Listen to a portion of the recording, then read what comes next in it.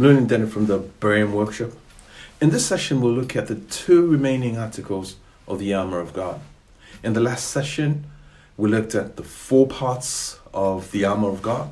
That's the belt of truth, the breastplate of righteousness, the feet shod with the readiness of the gospel of peace, and looked at how the shield holds a vital role in the armor, quenching the fiery darts of the enemy. We saw that the enemy is deliberate, structured, and methodical, and his kingdom is organized with varying levels of wicked spiritual entities, and our battle is with these forces. For we wrestle not against flesh and blood, but against principalities, against powers, against the rulers of the darkness of this age, against spiritual hosts of wickedness in the heavenly places. That's Ephesians 6:12. So we are to put on the entire armor of God, arrayed with the armament that God provides, so that we may be able to withstand in the day of evil. The word stand is mentioned 4 times in this passage, emphasizing how the armor allows us to oppose the enemy's trickery or schemes. So let's look at the remaining 2 articles, plus an additional activity that enhances the armor. The helmet of salvation. The word for helmet in Greek is a compound word bringing 2 words together and means around the head. The helmet is meant to protect the head from impact. There are variations of the helmets, with some having a gauze to protect the eyes as well. So guard your mind, protect your sight. Your salvation is essential in guarding what you allow in your head, in your mind. The things that you see, your perception, your opinions, your worldviews. Let your salvation form your mindset. Matthew 6:22 states, "The eye is the lamp of the body. If your eyes are good, your whole body is full of light." The eye is the doorway to your mind and soul.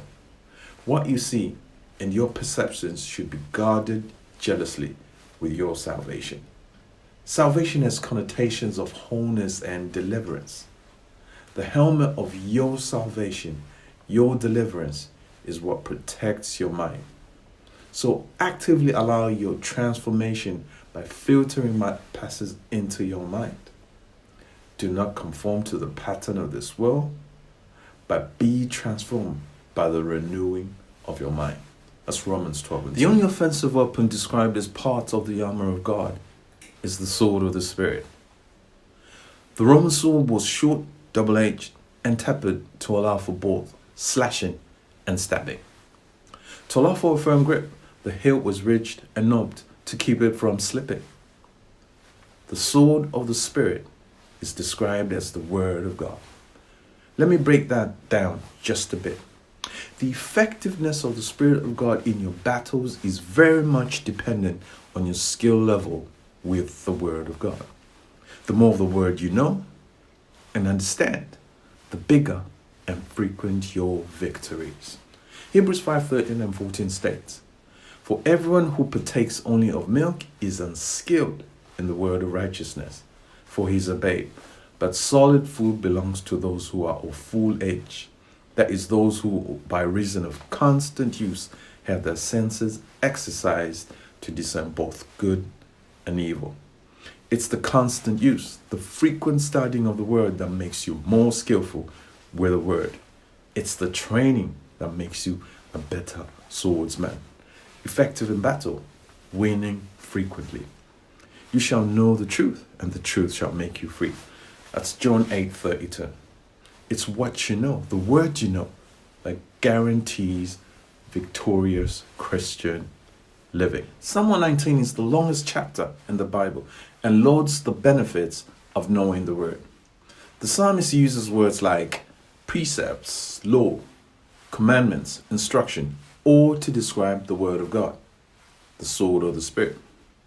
"Your word have I hidden in my heart, so that I may not sin against you." That's verse 11 of Psalm 119. "My soul clings to the dust. Revive me according to your word." That's verse 25. Thy word is a lamp unto my feet and a light to my path. That's Psalm 119, 105. The psalm is loaded with benefits of becoming a skilled Bible swordsman. The Apostle Paul concludes the armor of God discourse by adding an additional activity. Praying orders with all prayer and supplication in the Spirit. That's verse 18 of Ephesians 6. Prayer is the boost for the believer. It's like the energy pack for the Christian. It's the Red Bull for the Christ follower. The Duracell battery for the Lord's soldier. Jude 1:20 says this: building yourselves up on your most holy faith, praying in the Spirit. So thank you for listening, and don't forget to like, comment, and to subscribe.